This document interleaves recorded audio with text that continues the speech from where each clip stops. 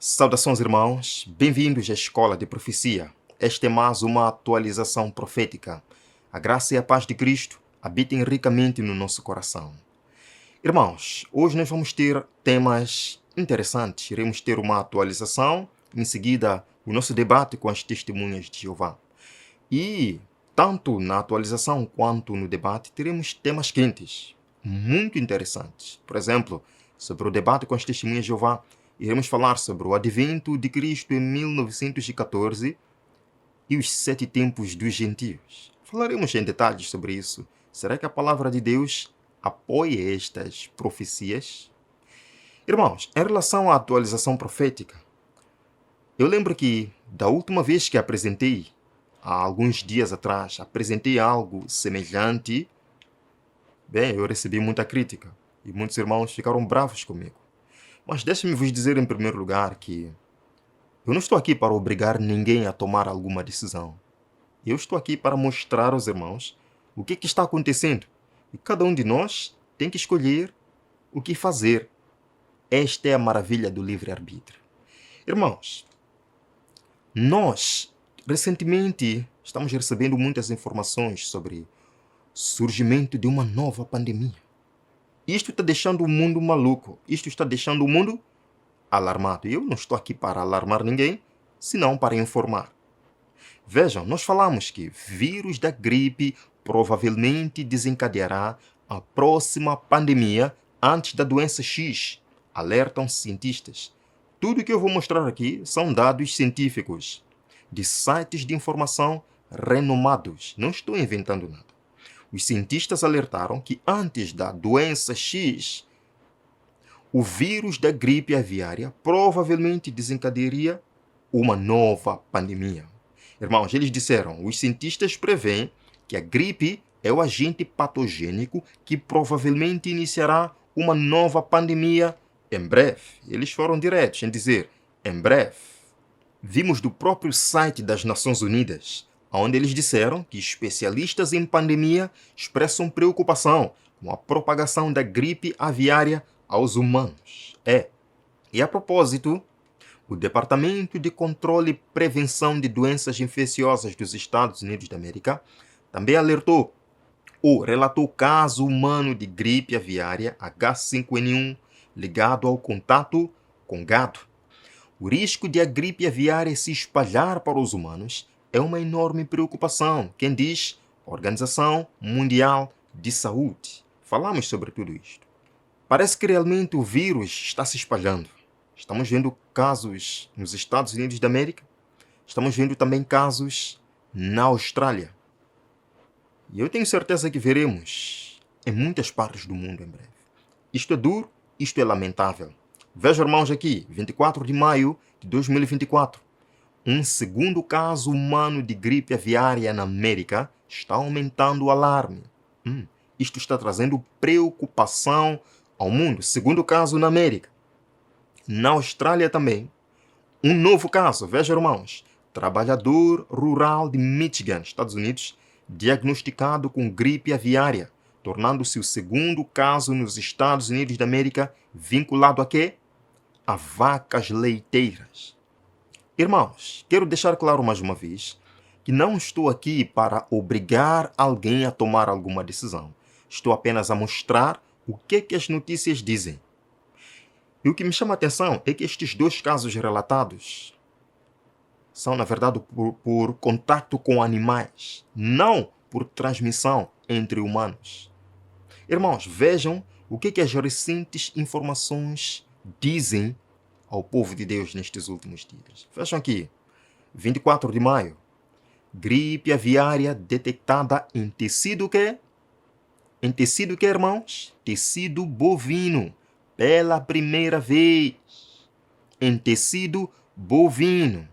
Sabe, irmãos, quando eu estava lendo isto, estudando e aprofundando sobre isto, eu pensei, uau, parece que exatamente os animais descritos em Levítico capítulo 11, como os que podem ser comidos, e que usamos muito para justificar isto, parece que são eles que agora estão a começar a ter problemas. Eu não estou insinuando nada, mas eu às vezes fico pensando, será que não é Deus querendo nos dar algum aviso?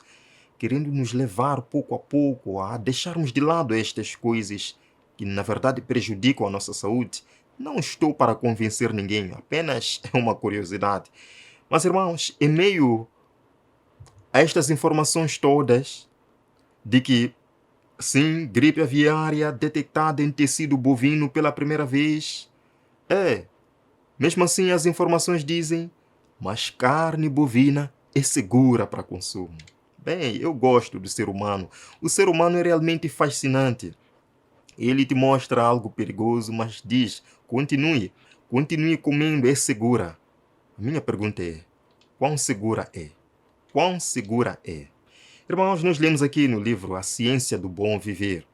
A carne nunca foi o melhor alimento.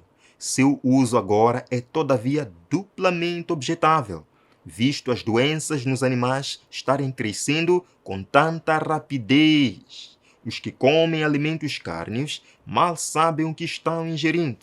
Não fique zangado comigo, estou apenas lendo. Se você quiser, pode seguir este conselho do Espírito de Profecia, ou se quiser, siga o conselho aqui da notícia de que a carne bovina ainda é segura para consumo. Se você quer comer, coma, meu irmão. Coma. Vamos ver outra notícia. 22 de maio de 2024. Galinhas, patos e vacas. Uma perigosa cepa de gripe aviária está batendo a porta da Austrália. A Austrália também, irmãos, está registrando casos nestes animais. Em galinhas, em patos, isto fica de fora para nós, né? Em vacas. A gripe aviária está infectando. Vejam aqui, irmãos. Uma perigosa estirpe de gripe aviária está agora a causar estragos em todos os continentes, exceto na Austrália e no resto da Oceânia.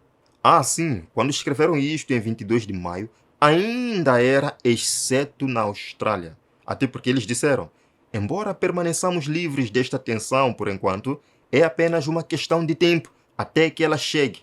E de fato, irmãos, chegou. Vejam aqui, ainda hoje foi relatado um caso de gripe aviária num viajante que regressou. Irmãos, e as autoridades vitorianas confirmaram a gripe aviária numa exploração de ovos. Sim, irmãos, vejam aqui. Segundo caso da gripe aviária descoberto em Vitória, com ligações ao primeiro, isto é, na Austrália.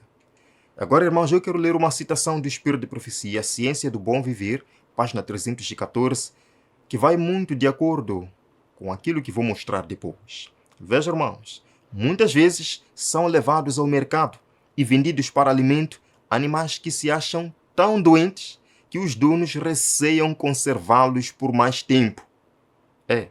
Os donos receiam conservar estes animais por mais tempo. Por quê? Por causa das doenças. E ela diz que alguns dos processos de engorda para venda produzem enfermidade. A Austrália, por exemplo, decidiu abater mais de 500 mil galinhas para tentar conter este surto da gripe aviária. Vejam, irmãos, proprietário de fazendas vitorianas com surto de gripe aviária, devastado pelo enorme abate de 500 mil galinhas. Numa tentativa de salvar a indústria avícola da Austrália de um surto de gripe aviária, um agricultor está a matar mais de 500 mil galinhas no sudoeste de Vitória esta semana. Qual é a razão para esta matança, para este massacre das pobres galinhas, das pobres aves? Para salvaguardar a indústria. Para salvaguardar, assim, irmãos, o sistema de abastecimento alimentar. Vejam, é dito que, embora chocante, é a realidade das duras medidas de biossegurança da Austrália, protegendo não só as explorações de frangos em todo o país, mas também a nossa cadeia de abastecimento alimentar. 500 mil galinhas, então, foram martirizadas para salvaguardar a indústria. Irmãos, vejamos o vídeo. 400,000 chickens have been killed in Victoria to halt the spread of bird flu. 400 mil galinhas foram mortas em Vitória para impedir a propagação da gripe aviária. But the deadly disease has now been detected at a second farm in the state's southwest. Mas a doença mortal foi agora detectada em uma segunda fazenda no estado de Melinas Parks. O que é engraçado neste cenário todo é que, embora eles estejam preocupados com a situação, realmente alarmados com a situação, eles dizem que não há nenhum problema em continuar a comer essas coisas. Isto é interessante. Tudo isto para salvaguardar a indústria. Eu tenho minhas dúvidas quanto a esta falta de risco. Tenho muitas dúvidas sobre isto. Irmãos, vejam aqui, 24 de maio, explicação da gripe aviária H5N1. Estudo sugere que beber leite infectado pode espalhar doenças. Está aqui. Beber leite infectado pode espalhar doenças. Mas muitas empresas que produzem isso dizem não há nenhum problema, podemos continuar. Isto é interessante. Gripe aviária. Por que os especialistas em saúde estão tão preocupados com leite cru? Embora preocupados com leite cru, eles ainda dizem que não há nenhum problema em continuar a consumir.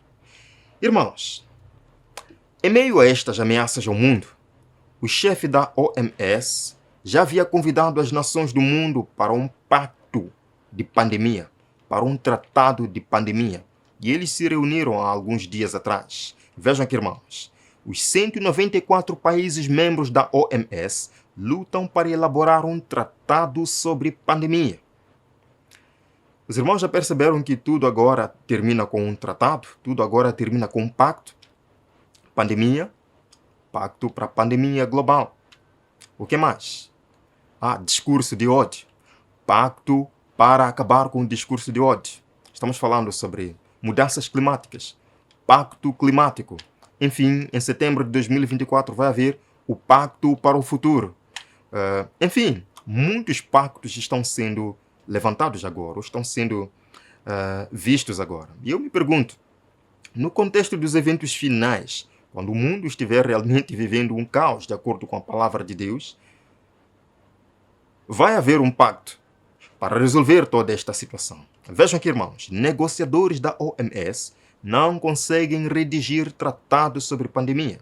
Embora tenham se reunido alguns dias atrás, infelizmente lá não conseguiram levantar esse tratado de pandemia. Pelo menos, por enquanto, não. Tratado para preparar o mundo para a próxima pandemia termina sem acordo, após 2 anos de negociações. Bem, embora vários aspectos tenham contribuído para que este tratado não fosse ratificado agora, há algumas pessoas no mundo, há alguns políticos no mundo acabam dizendo que isto seria uma ameaça terrível. Uma ameaça. Bem, vejam aqui, eu não vou falar nada, apenas quero ler. Está aqui, irmãos.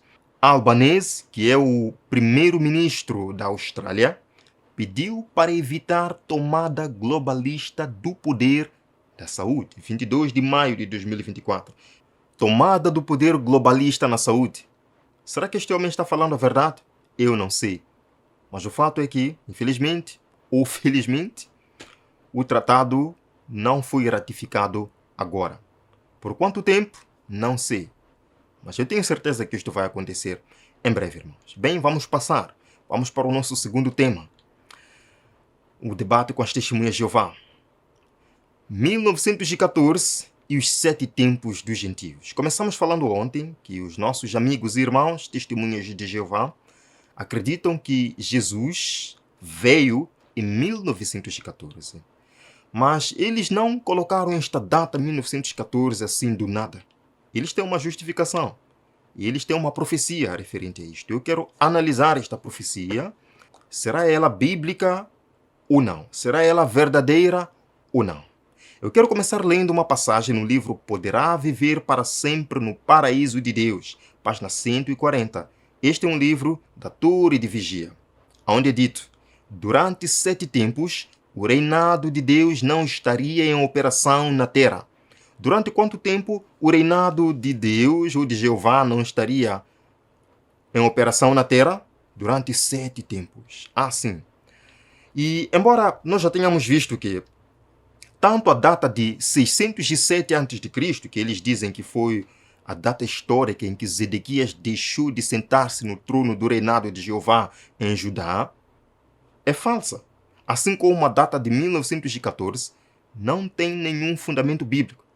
As testemunhas de Jeová relacionam estas duas datas, 607, 1914, que é o término da profecia, à profecia de Daniel capítulo 9. Eu quero vos levar a Daniel capítulo 4, aliás, não Daniel capítulo 9, Daniel capítulo 4. Daniel capítulo 4, irmãos. O contexto de Daniel capítulo 4 é o sonho do rei Nabucodonosor. Ele teve um sonho onde viu uma árvore frondosa e os ninhos iam lá fazer as suas casinhas, mas de repente a árvore foi derribada. O rei Nabucodonosor ficou preocupado e pediu a Daniel que interpretasse o sonho.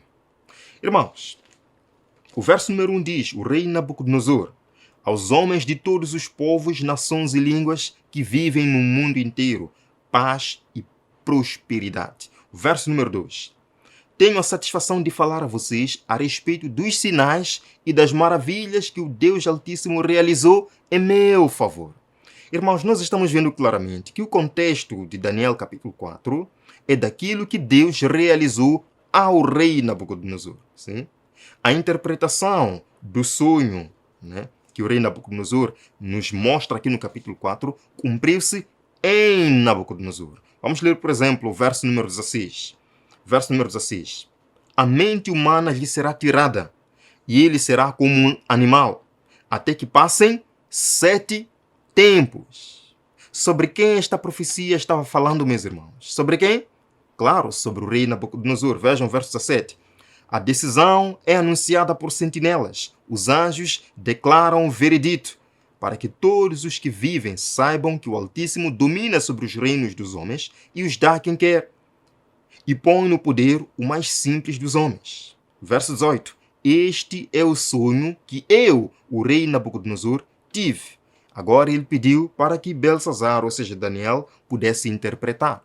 Vamos lá, irmãos, a interpretação que Daniel deu deste sonho. Sobre os 7 tempos em que o rei Nabucodonosor perderia o sentido.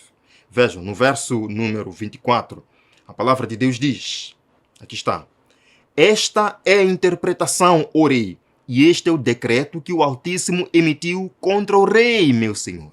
Irmãos, sobre quem esta profecia estava falando?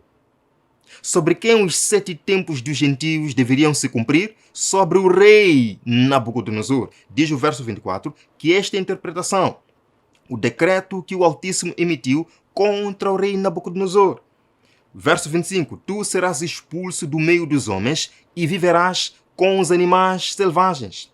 Comerás capim com os bois e te molharás com o orvalho do céu. Passar-se-ão 7 tempos, até que admitas que o Altíssimo domina sobre os reinos dos homens e os dá a quem quer.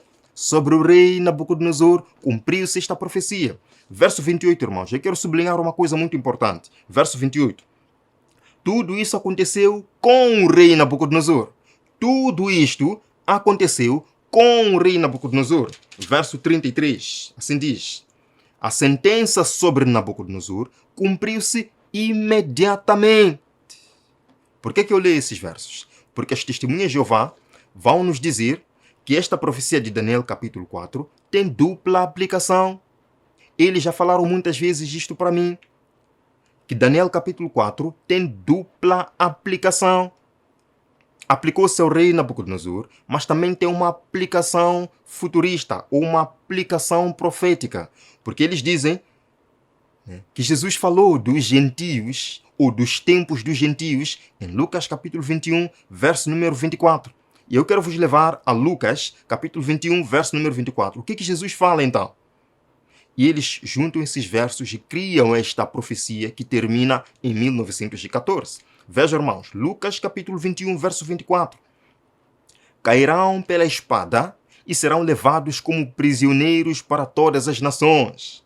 Jerusalém será pisada pelos gentios até que os tempos deles se cumpram. É aqui onde eles pegam. Jerusalém será pisada pelos gentios até que os tempos dos gentios se cumpram. Mas qual é o contexto de Lucas capítulo 21? Quero vos levar Lucas capítulo 21. Temos que entender o contexto. De que Jesus está falando aqui? Em Lucas capítulo 21. Dos eventos finais, irmãos. Dos eventos finais. No verso 20, Jesus diz: quando virem Jerusalém rodeada de exércitos, vocês saberão que a sua devastação está próxima. Está falando da destruição de Jerusalém no ano 70 depois de Cristo, pelos romanos. Irmãos, diz Jesus aqui que esses dias serão terríveis, sim. Orai para que vossa fuga não aconteça no inverno, nem no sábado. E o verso 24 diz: cairão a espada e serão levados como prisioneiros para todas as nações. Jerusalém será pisada pelos gentios até que os tempos deles se cumpram. Então, quem são os gentios? Quem são os gentios aqui? Claro, são os romanos. Irmãos, não existe nenhuma relação entre os tempos dos gentios, que Jesus fala aqui, com Daniel capítulo 4. Com os 7 tempos de Daniel capítulo 4, que se cumpriram sobre o rei Nabucodonosor. Disse bem claramente a profecia, que se cumpriu sobre o rei Nabucodonosor. 2 razões para tal. Primeiro, em Daniel capítulo 4, verso 25, se fala de 7 tempos, mas não se menciona a palavra gentio. Por outro lado, em Lucas 21, verso 24, se fala de tempos dos gentios, mas não se menciona o número 7. Então, como é que nós vamos relacionar esses dois versos? Se lá em Daniel apenas diz 7 tempos, mas não menciona a palavra gentio. E Jesus diz tempos dos gentios, mas não diz se são 7 ou se são 2. Como vamos relacionar esses textos? E notem, irmãos, que em Daniel capítulo 4 não existem 2 interpretações nem 2 aplicações. Se nós verificarmos, toda vez que Daniel ia para interpretar o sonho de um rei lá na Babilônia, ele era claro ao dizer, por exemplo, Daniel capítulo 2, verso 36, só para que os irmãos entendam, Daniel capítulo 2, verso 36, assim diz: foi esse o sonho, e nós o interpretaremos ao rei. Foi esse o sonho, e nós daremos a interpretação, não as interpretações. Então, Daniel 2 tinha apenas uma interpretação. Vamos lá, Daniel capítulo 5. Daniel capítulo 5, verso número 26. Verso 26. Vejam aqui. Este é o significado das palavras. Daniel vem interpretar. Este é o significado das palavras. Ele não diz, esta é uma das interpretações, ou um dos significados. Esta é a interpretação. Não há interpretações. As profecias de Daniel têm uma só aplicação, não 2 aplicações. Da mesma forma, sobre o sonho do rei Nabucodonosor, no capítulo 4, verso 19, Daniel diz, mais uma vez, Daniel diz, então Daniel, também chamado Belsazar, ficou esterecido por algum tempo e os seus pensamentos o deixaram aterrorizado. Então o rei disse, Belsazar, não deixe que o sonho ou a interpretação o assuste. Daniel respondeu, meu senhor, quem dera o sonho se aplicasse aos teus inimigos. Quem dera o sonho se aplicasse aos teus inimigos. Em outras palavras, Daniel está dizendo que esta profecia cumpria-se somente em Nabucodonosor. Não tinha 2 aplicações. Cumpriu-se sobre o rei Nabucodonosor. Vejam, irmãos, que as testemunhas de Jeová, usando Daniel capítulo 4 com Lucas capítulo 21, tentam associar e chegam à seguinte conclusão profética. Vejam. 7 anos vezes 360 dias, claro, seguindo o princípio dia-ano, que é correto. E eles dizem que isto dá 2.520 dias. 2.520 anos literais. Agora, irmãos, eles pegam de 607 a.C. mais 2.520 anos. Isto nos leva ao ano de 1914 depois de Cristo. É por isso que eles dizem, durante 7 tempos, o reinado de Deus não estaria em operação na terra. Mas a partir de 1914, segundo as testemunhas de Jeová, o reino de Deus já está em operação no mundo. Tenho uma pergunta para as testemunhas de Jeová. Como é que os 7 tempos dos gentios começam em 607 a.C., baseando-se na profecia dos 7 tempos do rei Nabucodonosor, de Daniel capítulo 4? Se, em primeiro lugar, no ano 607, Nabucodonosor nem sequer havia sido coroado rei. Como é que os 7 tempos dos gentios começam antes deste sonho que o rei Nabucodonosor teve, baseando-se exatamente neste sonho? Alguma coisa não está clara aqui. Por quê? Vejam, por exemplo, este escritor, no livro Introdução ao Novo Testamento, diz que Nabucodonosor começou a reinar em abril de 604 a.C., muito embora tivesse sido coroado em setembro de 605 a.C. Irmãos, Nabucodonosor foi coroado em setembro de 605 a.C.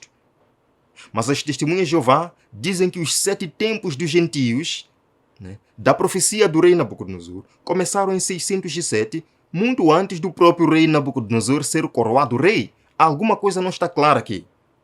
Irmãos, nós sabemos que a conversão do rei Nabucodonosor, quando ele reconheceu a soberania de Deus, de acordo com Daniel 4, verso 37, ocorreu 1 ano antes de sua morte. 1 ano antes de sua morte. E se nós pegarmos dados históricos, nós veremos que a morte do rei Nabucodonosor foi aproximadamente em 562 a.C. 562 a.C. E se voltarmos 1 ano antes, quando termina o seu período de loucura, chegamos mais ou menos 563 a.C. Com isto nós entendemos que a data do início da loucura do rei Nabucodonosor não pode ser anterior a 571 a.C. Tem que começar depois de 571 a.C.